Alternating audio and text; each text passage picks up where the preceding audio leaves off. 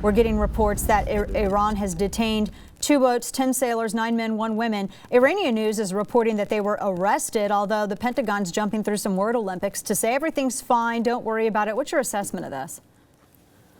Well, first of all, I understand that John Kerry has indicated that, look, when he got word, he and Ash Carter called the Iranians to help take care of our Navy guys because they had some mechanical problems. And when our Navy ships have problems, we don't call Iran. Right. We call the rest of the Navy. We can call the Air Force, the Army, the Marines, Coast Guard. We don't call Iran. But I guess, if you've got relatives that have weddings that involve the people that are in charge in Iran, well, maybe you feel that comfortable. But Dana, there are secrets on every military ship we have, military boat, military fast boat, whether it's inflatable or not, that has no business being in the hands of the Iranians. And so for the Iranians to even issue a statement at all saying we are going to release them soon tells you that they control whether or not they can leave. That situation should not be allowed to happen. This is kind of thing, well, actually, we had an embassy attacked in 1979 when I was in the Army at Fort Benning. We expected to go. We were put on high alert.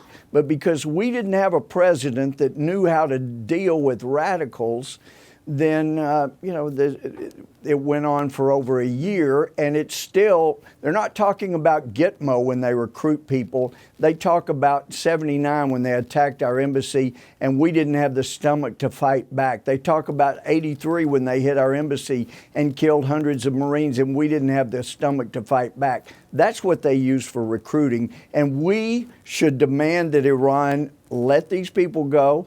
Our Navy men and women, whatever they are, let them go, or we're going to start taking your ships out one at a time. And forget the $100 billion. And then you probably also saw this week the report that Iran has executed over 1,000 people in the past year. What does this president think he's going to do? I don't think he's going to announce it tonight, but maybe they're going to announce sometime soon that with all the extra $100 billion, the thousands that will be executed in the future will have a lot nicer ends, and they'll have a lot nicer executions.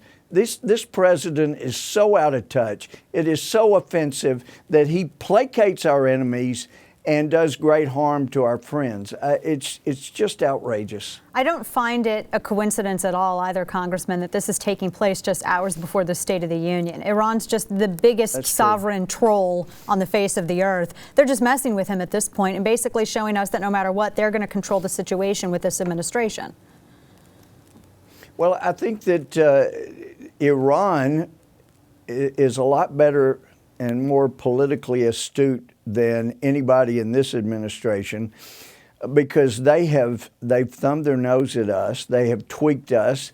They fired off rockets, we find out, in December near our warships. They have continued to develop missiles and rockets in defiance of the nuclear proliferation treaty and the Iran deal. And it is outrageous. They keep violating agreements and keep breaking their word, knowing, and this is the ultimate test, I think, with these 2 Navy boats, that, as I understand it, they're boats, they're not ships, but whatever the case, Iran continues to see how big of violations they can get away with and still get the money they're being promised.